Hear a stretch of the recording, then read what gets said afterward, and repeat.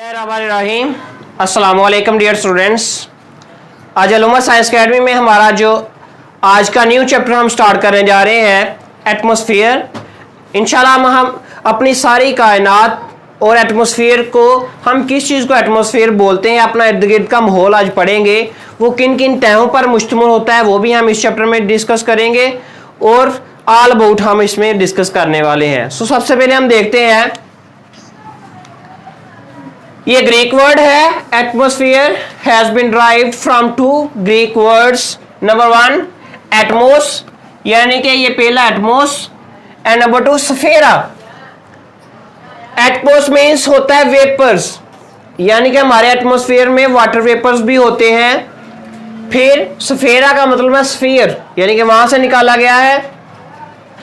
फिर हमारे पास जो है एटमॉस्फेयर का मतलब जो होता है ना, इसका ये भी मतलब होता है कि एटमॉस्फेरिक साइंस और एरोलॉजी, इसको हम एटमॉस्फेयर के मुताले को हम एटमॉस्फेरिक साइंस भी बोलते हैं, और एरोलॉजी ये भी आपने याद रखना है, ये जनरल नॉलेज के तौर पर है, आपको पता होना चाहिए।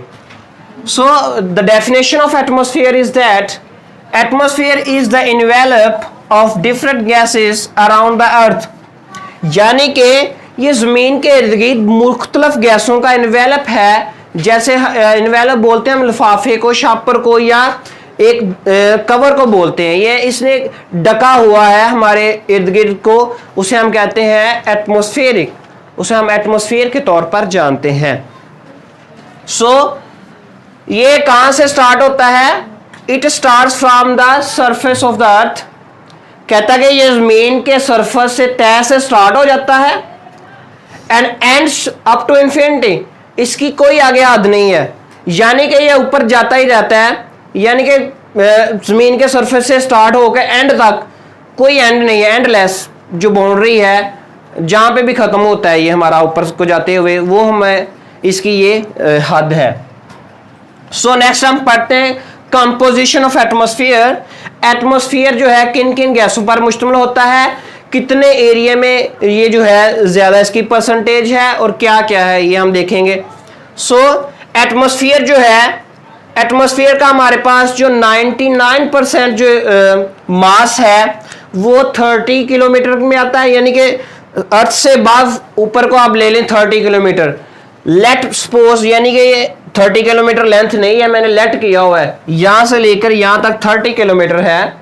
सो ये 30 किलोमीटर में एटमॉस्फेयर जो है का मास जो है वो 99% आता है, जबकि पहले 5.6 किलोमीटर में हमारे पास 80% मास आ जाता है, और 11 किलोमीटर में हमारे पास 75% जो मास है एटमॉस्फेयर का वो आ जाता है। ये आपने पॉइंट्स याद रखने हैं, वेरी इंपॉर्टेंट है। आपको कभी भी आप जाएँ, जो से भी एग्जाम में टेस्ट देने जाएं तो इस तरह के क्वेश्चंस पूछे जा सकते हैं।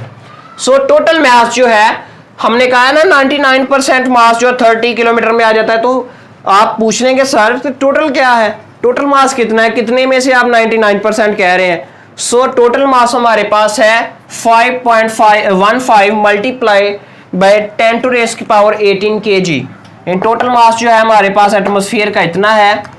इसमें अब मैं आपको बताऊंगा कौन सी गैस कितनी परसेंटेज में है और कौन सी गैस कितनी परसेंटेज में है, सबसे ज़्यादा परसेंटेज में कौन सी गैस है और सबसे कम परसेंटेज में एटमॉस्फेयर में कौन सी गैस है। तो ये आपने याद रखना है, द वेरी इंपॉर्टेंट एमसीक्यूज है। खसूसी तौर पर आपने इन 4 गैसों की जो है ना वो याद रखना है, ये बोर्ड के पेपर में भी बहुत ज़्यादा इंपॉर्टेंट एमसीक्यूज के तौर पर आते हैं। आपको पहला एमसीक्यूज पूछा जा सकता है, सबसे ज़्यादा परसेंटेज में एटमॉस्फेयर में कौन सी गैस है।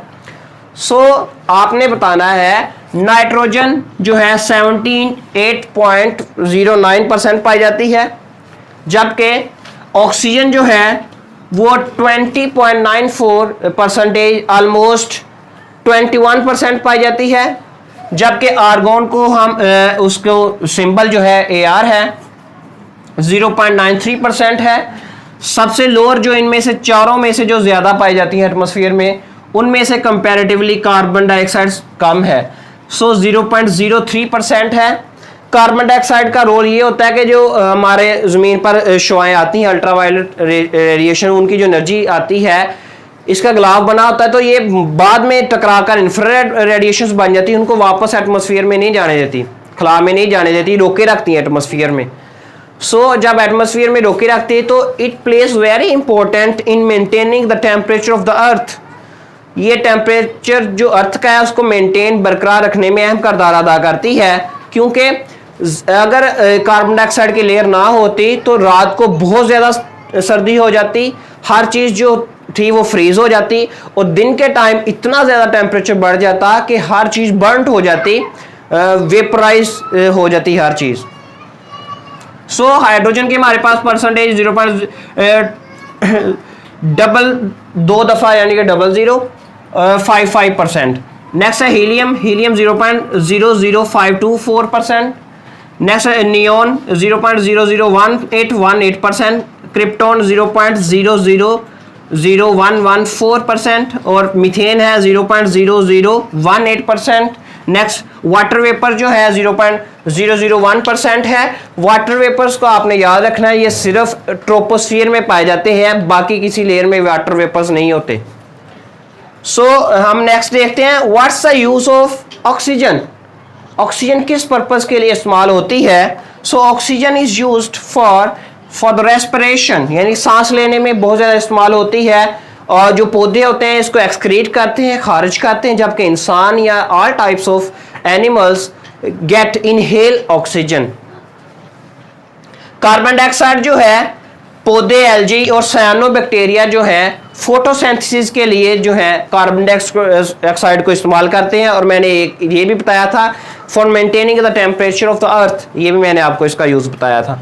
नेक्स्ट है nitrogen. Nitrogen bacterial nitrogen fixation, यानी कि पौधों की जड़ों में जो है बैक्टीरिया पाए जाते हैं जो कि नाइट्रोजन, एटमॉस्फेरिक नाइट्रोजन को फिक्सेशन करके इस्तेमाल करते हैं। ये जब बिजली होती है ना, आसमानी बिजली, उससे भी जो नाइट्रोजन पैदा होती है, उससे हम क्या करते हैं, हमारे पास जो है वो अमोनिया बनाने में इस्तेमाल होती है नाइट्रोजन, और उससे हम अमाइनो एसिड्स और न्यूक्लियोटाइड्स प्रिपेयर कर लेते हैं। ये मैंने अपने चैप्टर नंबर 13 के लेक्चर्स में मैं आपको कंप्लीटली डिस्क्राइब कर चुका हूँ। ये आपने न्यूक्लियोटाइड्स और अमाइनो एसिड्स के बारे में इनकम्प्लीट वहाँ से देख लेना है। नेक्स्ट है जी, what's the function of atmosphere. Atmosphere का क्या किरदार है, हमें क्या फ़ायदा हुआ एटमॉस्फेयर का, अल्लाह ताला ने क्यों पैदा किया है। There is a peculiar function of everything, यानी कि अल्लाह ताला ने जिस भी चीज़ को पैदा किया है उसका एक ख़ास फंक्शन है, उसका ख़ास मकसद है। हम भी किसी मकसद के तहत ही इस दुनिया में आए हैं, ठीक है। तो हर चीज़ जो है पर्पसलेस कोई भी चीज़ नहीं है। तो एटमॉस्फेयर का हम पर्पस देखेंगे। It prevents from genetic damage, ये हमको जीनियाती डैमेज खराबी से बचाते हैं। फिर है आल्सो फ्रॉम स्किन कैंसर, ये हमें स्किन कैंसर यानी कि अल्ट्रावायलेट रेडिएशन जो आती हैं वो बहुत ज़्यादा खतरनाक होती हैं। ओजोन जो है, ओजोन की लेयर है जो फिल्टर करके भेजती है, यानी कि वो नुकसानदार रेडिएशंस को ऊपर रोक लेती है, और अल्लाह ताला ने ऐसा सिस्टम बनाया हुआ है कि हम तक वो खतरनाक रेडिएशंस नहीं पहुंचती। अगर वो पहुंचे तो स्किन कैंसर हो सकता है, तो उससे हमें बचाते हैं। फिर आई प्रॉब्लम से, आंखों के प्रॉब्लम से बचाते हैं। तो जो मीन्स से जो स्किन कैंसर क्रिएट करती हैं वो कौन कौन सी रेडिएशंस होती हैं, वो सोलर अल्ट्रावायलेट रेडिएशंस होती हैं, वो सोलर वाइंड होती हैं उनकी किस्म, फिर कॉस्मिक रेज उसमें आ जाती है, जो कि ये डिफरेंट तरह की डिजीज़ जो है वो क्रिएट करती हैं।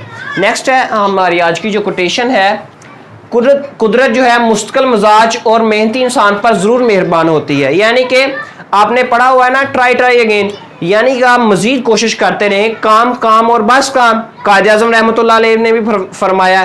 तो किसी भी इंसान की कामयाबी का राज ये है कि वो मुस्तकिल मजाजी से जो है अपना वर्क जारी रखता है, यानी कि स्टडीली वो अपना काम जारी रखता है, ब्रेक्स नहीं आती उसके काम में। वो स्लो हो जाएगा थोड़ा सा, लेकिन मुस्तकिल मजाजी से अपनी मेहनत करता रहेगा।